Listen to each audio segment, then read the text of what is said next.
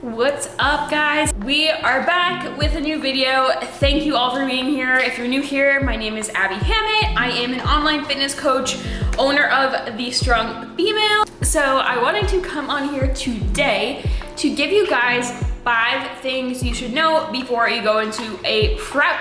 Some things I wish I knew, some things I wish I was more aware of prior to going into prep. Dally boy with me. Hi, baby. This is just gonna be a quick video, just a few things. I was brainstorming last night.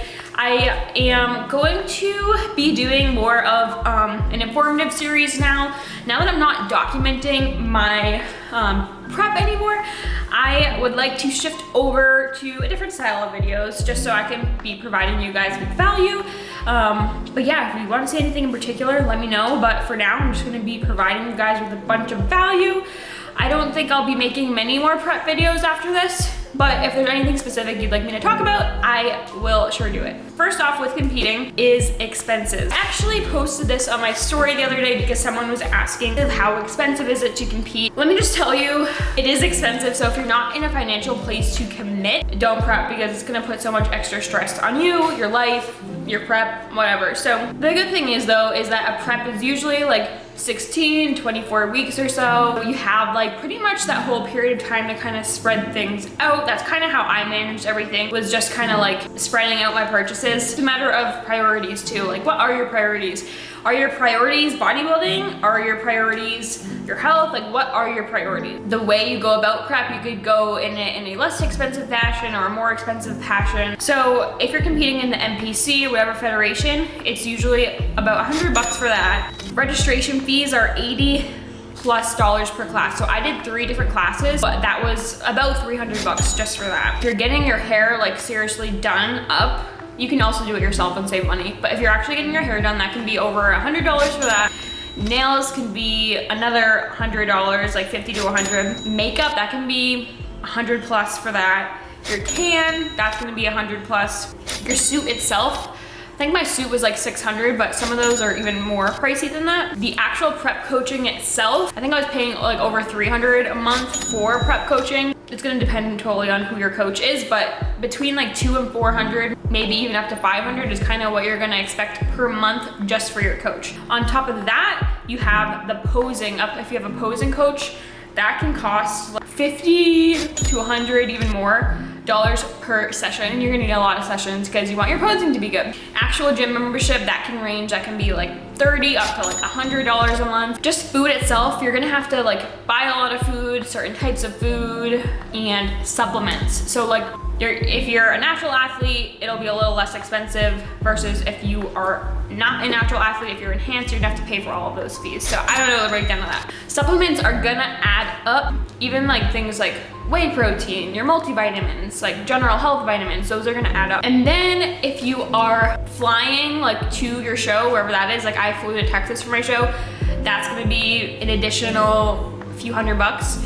And then the actual hotel, most likely wherever you are, you're probably gonna get a hotel. So that's gonna be another $100. Anyway, it's a lot of money. It all depends how you go about it. The different things you buy, the things you do on your own is gonna kind of depend how expensive your prep is. But it's definitely an investment, I'll say that. Number 2 is just overall health, hormones, blood work, all of those things. I did not get my blood work done before prep because I just really I didn't know you needed that. I didn't think about it, which I should have. Looking back at it, it makes so much sense to me now. I think I just really didn't know much about the health risks. Like, I didn't know how sucky your health gets after your show, throughout your prep, that kind of thing. Definitely get blood work done before your show. You might not even be in a good position with your hormones to go into a prep in the first place. So get your blood work done. That's also can be pricey. That's like a couple $100 or so. So just going off that point, while you are in prep, you are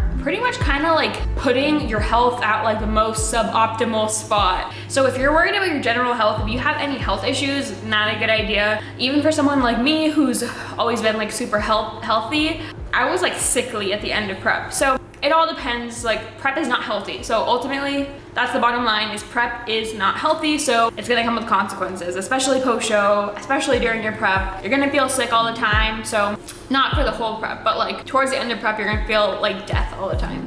And then that goes into post-show. Post-show, I posted a lot about this, but post-show is a freaking struggle. I literally had no idea how hard post-show was. Like, I wasn't like educated much about it. I didn't really follow many bodybuilding people, so I just went into post-show thinking like, oh, now I get to eat more, reverse diet, super easy. No, reverse dieting, post-show is hard. I have a bunch of videos on my channel going super in depth about that. Hunger cues are ultimately gonna be super out of whack. You're gonna feel like you're way hungrier than you actually are. You'll end up overeating most of the time. It's really hard to control yourself. Even if you had that discipline during prep, it's really, really hard to carry that on like right after post-show and like the 8 to 12 week period post-show. It's really hard. Even if you're a disciplined person like me, like just because your hormones are so out of whack that it makes it so challenging to stick to any protocol. So that's another point, is make sure you have a good coach post-show. Make sure you stay with a coach post-show. A lot of people I see, they'll get done with the prep and they'll leave their coach because the prep is over and the show is over. But you want to stay with a coach after prep because that is harder than in the prep, in my opinion. So make sure you're still with a coach post-show to walk you through that reverse dieting period for that exit strategy out of your diet.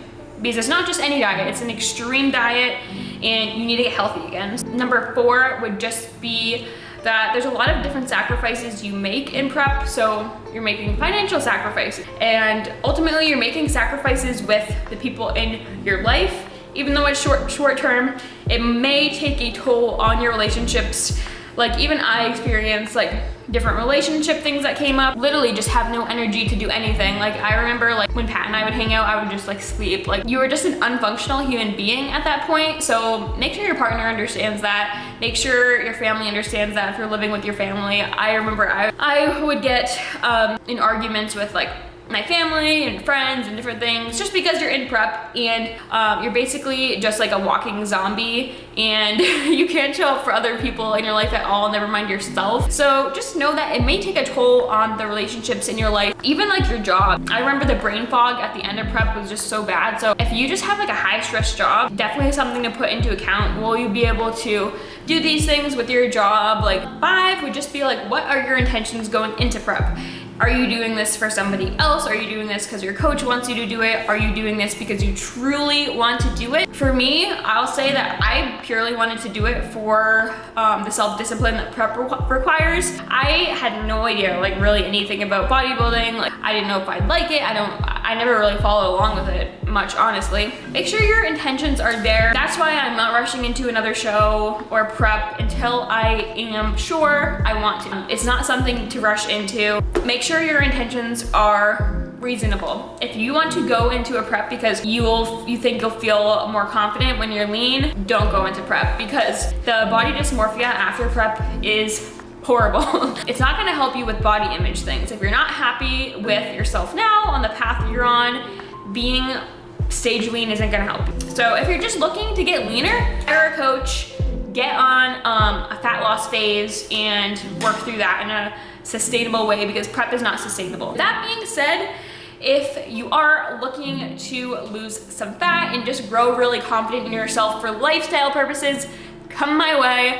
I have online one-on-one coaching and I would love for you to join my team at The Strong Female. You can apply through the application in the description and we'll book a call. We'll chat about your goals, all of those things. One more thing that I wanted to throw for you guys is I have a free macro guide, grocery guide for building muscle, and I'll put the link in the description for that, but it is a totally free download. You can just put your email in, it'll show up right in your inbox. So yeah, that will be in the description. I think that's pretty much it for now. Just to recap on the 5 things is 1 is the price of prep. 2 is hormones, overall health, and blood work. 3 is the post-show period, being prepared for that. 4 is you will be sacrificing relationships in that period. That's just the reality of it. Even if it's just a short-term thing, I'm not saying you're gonna destroy all your relationships, but it does take a toll on them, I should say. 5 is make sure you have the right intentions going into prep. Don't go into a prep unless it's an F yes. If it's not an F yes, it's an F no. So take that, with what you will, but I think that's it for today. I'm super excited to be back on the channel, to be posting again.